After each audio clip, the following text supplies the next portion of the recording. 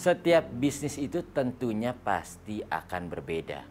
Paling banyak tren yang terjadi di Indonesia adalah memulai bisnis karena lagi ramai dilakukan oleh banyak orang. Tapi justru itu bisa menjadi bumerang, tapi juga bisa menjadi sebuah keuntungan.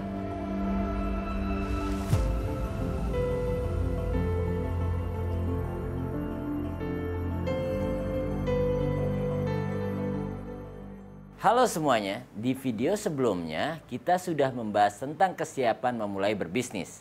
Dan di video kali ini kita akan membahas tentang persiapan membangun bisnis jasa. Setiap bisnis itu tentunya pasti akan berbeda. Paling banyak tren yang terjadi di Indonesia adalah memulai bisnis karena lagi ramai dilakukan oleh banyak orang. Tapi justru itu bisa menjadi bumerang, tapi juga bisa menjadi sebuah keuntungan. Nah, di sini kita harus memahami bidang usaha apa aja sih dalam menjalankan sebuah bisnis. Let's say for example kita akan berbicara apakah cara bisnis jasa bisa digunakan di bisnis penjualan. Ada yang bisa, ada yang tidak. Saya akan mengambil sebuah contoh sederhana. Misalkan bisnis penjualan, kualitas itu tetap menjadi nomor satu. Tapi pada bisnis kopi misalkan, di mana kita harus menjual sebuah cup of coffee atau satu buah kopi, itu aspek paling pentingnya tentunya semakin banyak orang yang membeli, kita akan mendapatkan keuntungan juga yang lebih banyak. Nah, jadi lebih arah kuantitas dibandingkan daripada kualitasnya. Sedangkan dalam bisnis jasa banyak sekali orang tidak sadar bahwasannya ketika jasa yang artinya adalah kita memberikan sebuah layanan. Untuk kasus Hair Studio sendiri, kualitas di atas sebuah kuantitas. Maksudnya adalah apa? Dimana peran penting kita di Hair Studio menjadi perbedaan di antara yang lainnya, kita memberikan layanan servis kurang lebihnya 1 jam. Sedangkan mungkin di tempat lain hanya 30 menit, hanya 40 menit. Apa yang membedakan? Banyak sekali yang akan protes, kok potong rambut lama banget? Tidak begitu konsepnya. Tapi lebih ke arah kayak gini, analoginya. Menggambar 5 menit dengan menggambar 1 jam. Kalian yang bisa menilainya, mana yang lebih bagus? Tentunya 1 jam yang hasilnya lebih bagus. Itulah konsep jasa yang dimana kita memberikan pelayanan. Potongan rambut 1 jam bisa menghasilkan hasil yang lebih bagus dan maksimal dibandingkan 30 menit. Kesimpulannya apa? Ketika kalian memiliki kualitas yang tertinggi dibandingkan daripada kuantitas, nantinya kalian akan protes karena akan lebih sedikit mendapatkan customer-nya. Betul, tapi harganya kalian bisa naikkan lebih mahal dibanding tempat yang hanya menjual jasa selama 30 menit. Mengangkat cerita tadi, kita jadi lebih memahami bahwasannya penentuan target market di awal itu penting. Apakah market kalian mungkin kelas atas, atau mungkin kelas menengah, atau mungkin di kelas bawah dengan harga yang murah, tapi keuntungan itu akan menjadi besar ketika pembelinya itu banyak. Tapi kalau seandainya 30 menit bisa dapat 2 customer dalam 1 jam, dengan harga misalkan 50.000 dikali 2 jadi 100.000.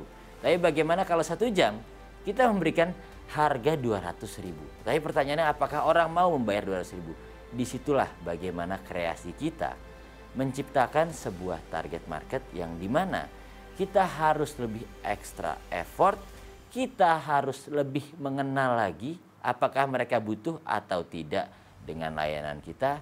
Dan demikian kita tidak bisa memaksakan semua keinginan orang, tapi kita bisa mengoptimalkan apa bisnis yang ingin kita capai dan seberapa besar keuntungan yang ingin kita dapatkan. Banyak banget kasus di sini yang muncul ketika membahas tentang, waduh, harga toko sebelah lebih murah dibanding harga toko kita. Padahal kita sadar kualitas toko sebelah itu nggak lebih baik dari kita. Jadi fokus poinnya stop. Yang namanya kalian blaming others. Tapi di situ fokus kalian adalah kalian harus berpikir keras bagaimana caranya kalian tahu untuk nge-brandingin atau ngepromosiin bahwasannya ada sebuah tempat memiliki kualitas yang tinggi.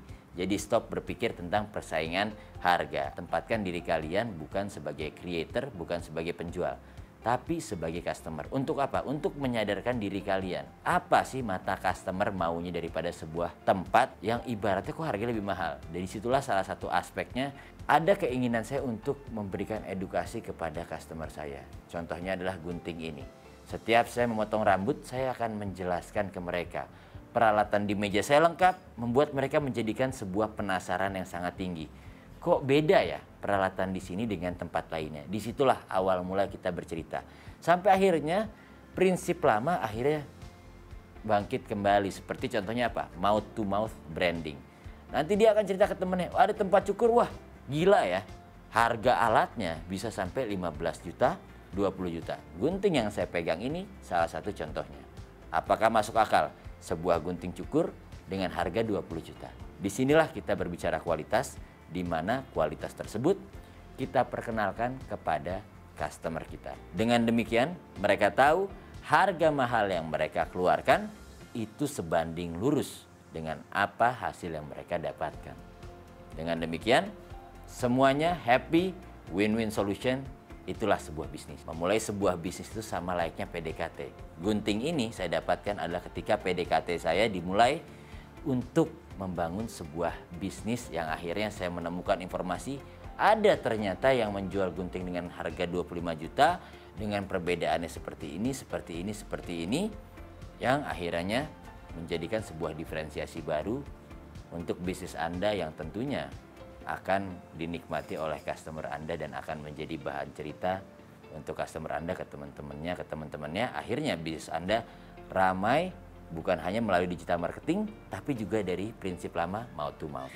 Contoh standarnya, banyak banget yang buka bisnis syukur, belum sustain, dan bagi dia untuk meningkatkan salesnya, yang harus dia lakukan adalah membuka cabang banyak kanan kiri mungkin sampai 100 cabang. Pertanyaannya kembali ke aspek nomor 1, target marketnya siapa? Mereka bisa melakukan konsep tersebut dengan prinsipnya berarti monopoli, quantity over quality. Tapi kita berbicara di harness, di sini case-nya berbeda. Quality over quantity, yang dimana di sini kita bisa menyesuaikan kebutuhan konsumennya, benar-benar special case in every single personnya, benar-benar special customization di setiap orang customernya. Dan di sini pada saat ini adalah contoh yang saya pakai waktu itu adalah tentang mengenai golden hour. Apa itu golden hour? Jadi pada saat itu saya ternyata menyadari sebuah hal. Ternyata tempat cukur itu sepi banget ya ketika dibuka jam 11 pagi hingga jam 3 sore. Loh, kenapa sepi? Ternyata peminat daripada Hair Studio itu rata-rata masih pada sekolah, masih pada kuliah, dan tentunya juga orang kerja yang bisa dikatakan orang-orang mapan. Mereka bekerja sampai di jam 5 sore. Dan sistem kita di sini menggunakan sistem appointment. Kalian bayangkan ketika di jam sepi tersebut, ya tukang cukur kita juga nggak ngapa-ngapain. Tapi bagaimana kita mengoptimalisasi sebuah golden hour tadi? Apa sih yang dimaksud?